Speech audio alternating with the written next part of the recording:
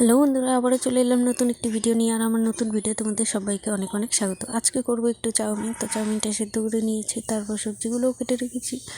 এরপর আমি ডিমটা ভেজে নিচ্ছি।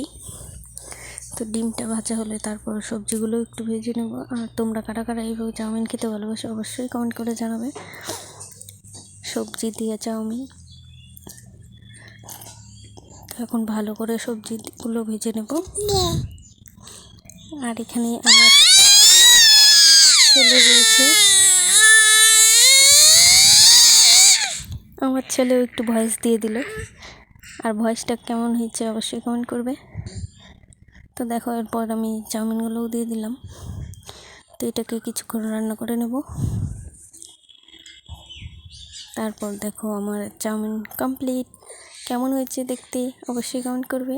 আর আজকের জন্য এইটুকুই। টাটা।